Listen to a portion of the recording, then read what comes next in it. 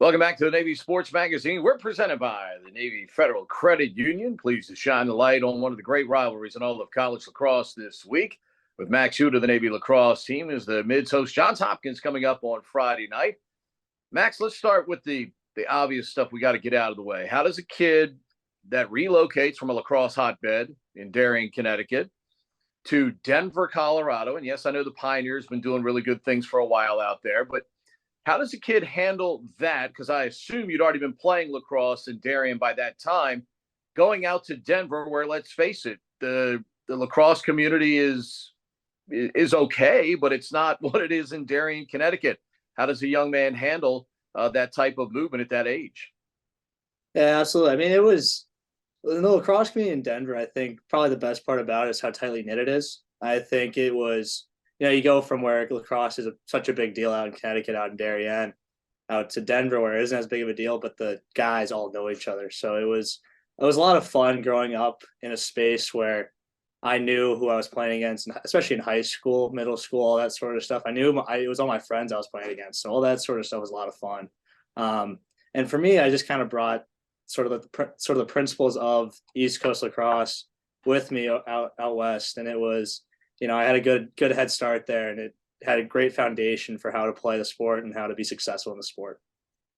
You also played soccer in high school. Did soccer ever have a chance, or was it always going to be lacrosse? Always lacrosse, always lacrosse. I love soccer. All my best friends in high school played soccer. I played soccer with them, so it was a lot of fun. But it was always lacrosse for me. It was always the number one. That was the sport I had the most fun in. That was the sport I was most committed to. The other question on lacrosse is your mom's middle name Love? No, it's not. But she has been stopped in the airport because her ID says Jennifer L. Hewitt. And Right. they asked who if she was in fact Jennifer Love Hewitt, but no, she is. Middle name's Lynn, not Love. Not a girl. But you can understand why she would certainly be mistaken with a name like that. For you, let's go back to last year. You know what being a lacrosse player growing up, you know what playing at Johns Hopkins means to lacrosse players in this community.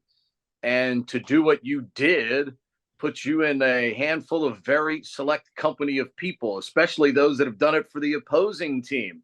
To have that kind of run and certainly find the game equalizer and the game winner within a 49-second span to help your team rally for a victory. Just individually, what did that mean for you as a lacrosse player? I mean, that moment was incredible. It was probably, look, man, in my career, that's the best game I've ever played. That's probably the pinnacle moment of my career. It was an awesome feeling, and to do that at Homewood was incredible. It really kind of jump started. It wasn't necessarily a jump start from our season, but it was a great point where I kind of felt like I kind of came into my own as a player here at Navy. So for me, looking back, and it's a cornerstone moment of my lacrosse career, not only in college but also growing up as well. So it's always a moment that's going to stick with me. And it was just an incredible feeling after that game. My dad was at the game and he was able to see it. He was pumped after the game. It was, for me, it was awesome. It was super, super cool at that time. It still is, looking back on it. I know the radio guy was pumped too. Right now for you all in that midfield room to, have to pick up the slack when you're missing two incredible cogs of that room. You know what Patrick and Dane mean to that room on the field. And certainly they're providing as much leadership as they can, observing right now.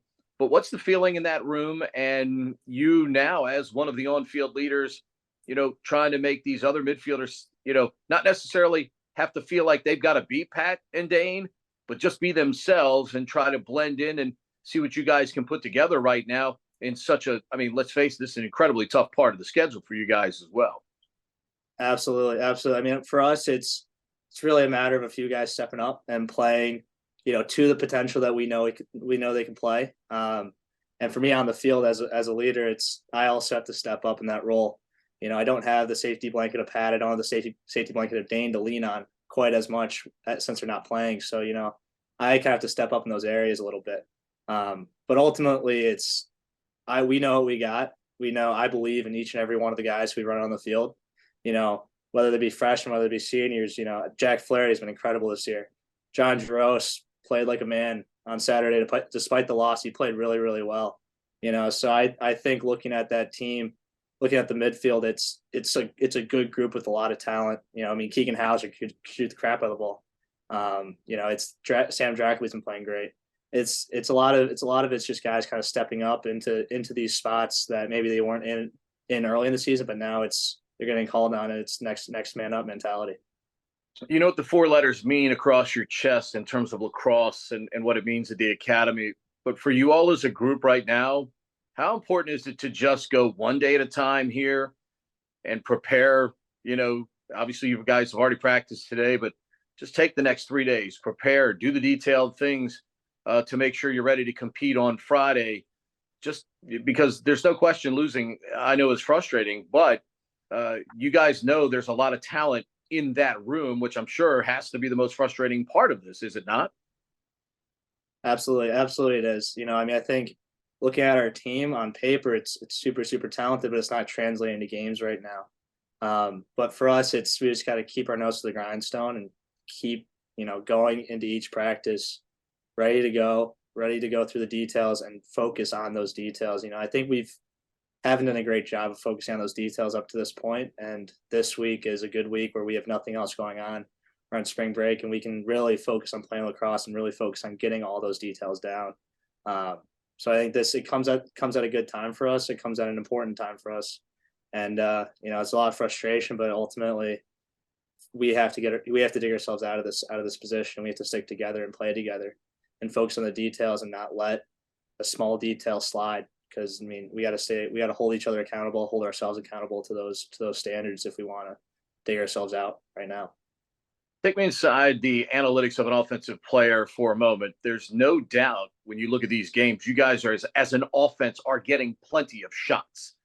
At the same time, how does this offense become more efficient? How do you become more accurate shooters? Certainly, you've run into look. You can't control when you run into a hot goalie. You know that.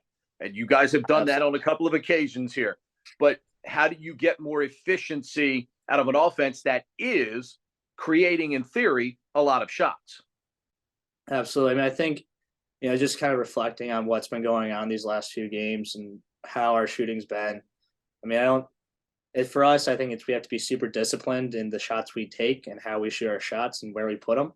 I don't doubt our shooters, and when we're really on it, that we can shoot very well, but we've been, it's just, I think for us, it's a lack of, really shooting for a spot and shooting for taking high percentage looks. And I think we just got to get better with that. It's not moving forward. It's not good enough just to get a shot. We got to get the right shot. And so I think for us, that's where we have to focus, and that's where we have to be really, really locked in about how we're playing offense and where we're getting our shots and where we're putting them. So, I think that moving forward, that's got to be a huge focus for us. Great stuff, big fella. Appreciate you taking some time right after practice. Best of luck. We'll see you on Friday night. Absolutely. Thank you so much.